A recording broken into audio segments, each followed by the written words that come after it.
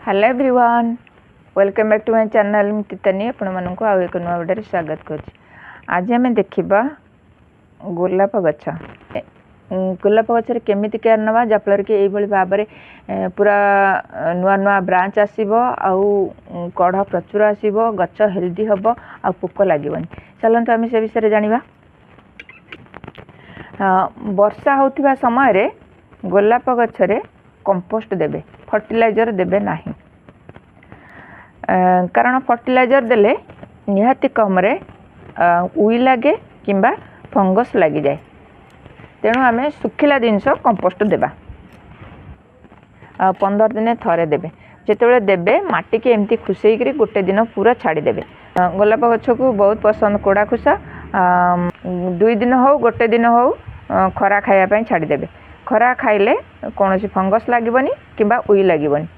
तापरे आपण माने जेकोसी सॉइल मीडिया देबे। तापरे जो माटी की काढ़ी थे से माटी ताऊपर दे देबे। पत्र आ लाल पड़बनी किंबा सुखीबनी। आ जदि सुखिला एभली भाव में आपण माने सब सुखिला पत्र को काढ़ी नेबे। देखिए ये जो लगे गछ कलमी तलू को जदि आसूची तार आउ कि ब्रांच ताले से ब्रांच काटी दिंतु। कारण से जंगली गछर एनर्जी की से नहीं जाए। तेणु से गछ को मूलर जदि बाहर ताको काटी फोपाड़ी देवे। यदि पोक लगुच अगरे किंबा पत्र रे निम ऑयल 1 लिटर पानी रे 2 ml पकईकि स्प्रे करेंगे 15 दिन थरे। जदि बहुत सारा लगुच अग मोड़ा मोड़ा हो जाऊँगी पोक लगुच ताले से जगार कटिंग करके फोपाड़ी दिंतु। तार नुआ नुआ पाखर ब्रांच सब आसीज। आ देखिए हाइब्रिड गचर तो बहुत सारा पोक लगी थाए। जदि पोक लगुच छाड़ी जाऊनी ताहले कौन करेंगे ना इनो गोटे पैकेट रे 1 लिटर पानी रे आपण माने फेंटिकी 8 दिन थरे पूरा स्प्रे कर दिंतु मूलरू शेष पर्यंत। जदि से न कमिला ताले अध चामचे बेकिंग सोडा रे 1 लिटर पानी रे पूरा मिक्स करी आपण माने ताकू भी 8 दिन थरे पूरा स्प्रे कर दिंतु मूलरू अग पर्यंत। आ देखिए से पोक निश्चिंत छाड़ी पड़ेगा। गच हेल्दी हम दिन भितर देखिए बहुत सुंदर तार रिजल्ट पलि आसब।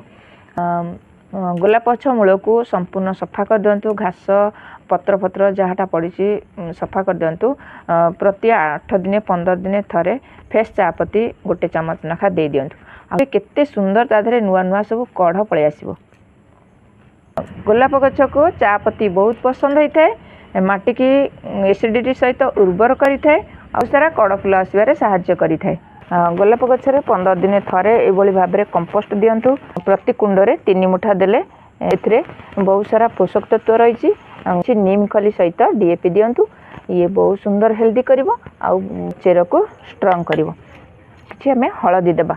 हळदी पाउडर देले कोनोसी फंगस लागबनी, उई लागबनी आउ हेल्दी रहिवो।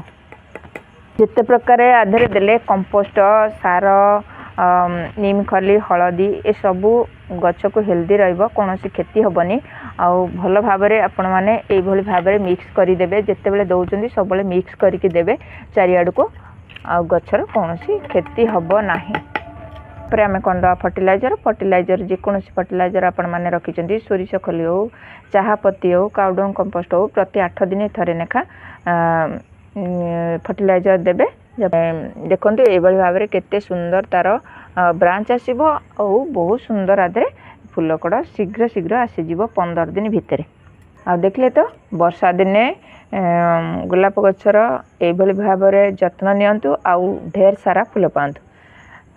मोर वीडियोटा जदि आपण मानक भल लगी थाए ता लाइक कमेंट शेयर करेंगे। आ मो चैनल जदि नुआ देखुछंती ताहले गोटे सब्सक्राइब करंतु। आज ये पुणी आसबि आउ एक नुआ वीडियो नुआ टॉपिक सहित। से पर्यंत गछ लगो था भले था। जय जगन्नाथ।